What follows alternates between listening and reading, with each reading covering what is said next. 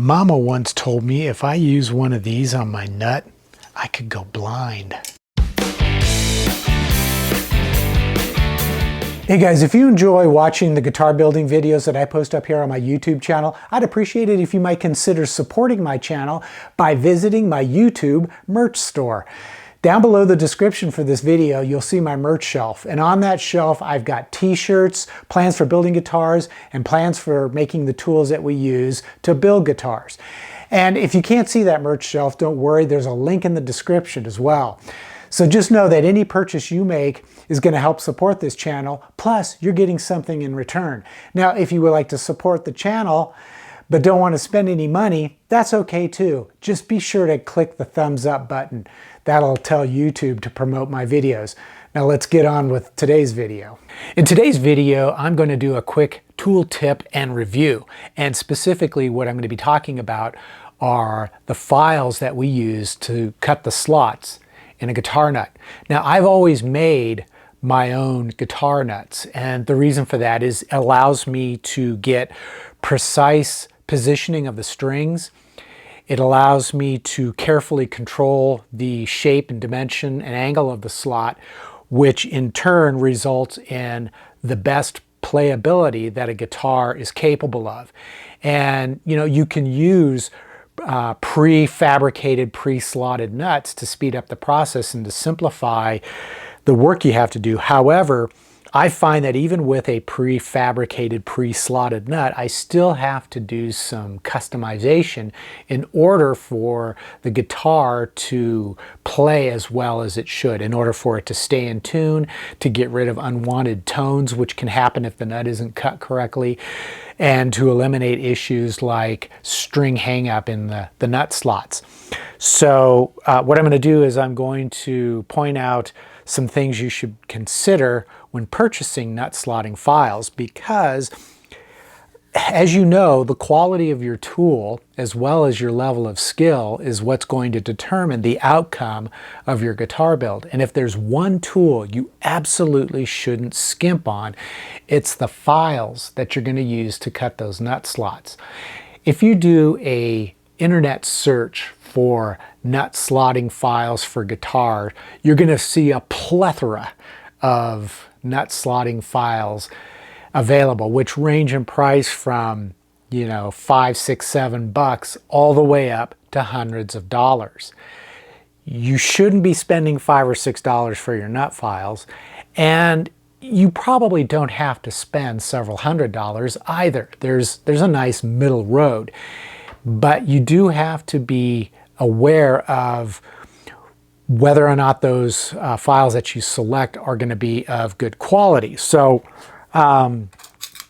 you've probably seen, or will see if you do a search for nut slotting files, one of these little contraptions.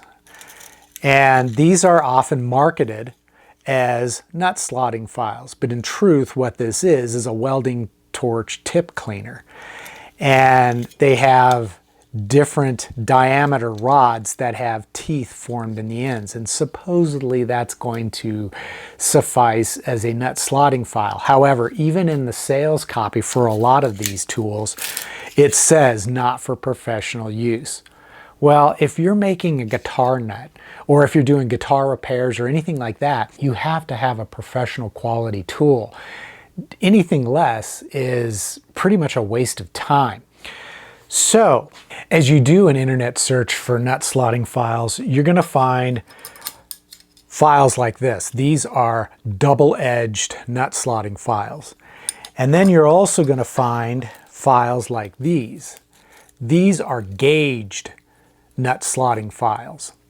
And the difference really is each one of these files is a specific gauge. It's designed to cut a slot for the specific string gauge. So here, for example, I have a 20 thousandths of an inch nut slotting file. And this piece of metal is 20 thousandths of an inch thick, and it has teeth on each side. That's how all of these files are made.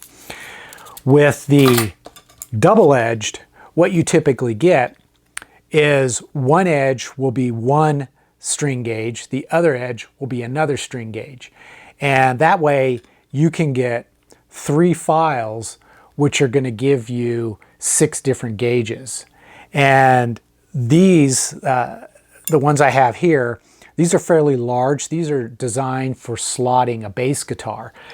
And over the years, I have always used the gauged nut slotting files. These I purchased from StewMac probably about 15 years ago. And I've cut hundreds and hundreds of guitar nuts with these files.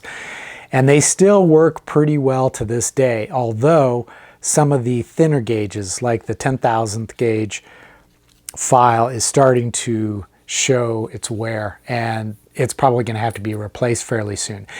And that's one of the disadvantages with the gauged files, because they are really thin material and fairly delicate. This one I've chipped out the end of it because I dropped it on the floor once, but they will get dull over time.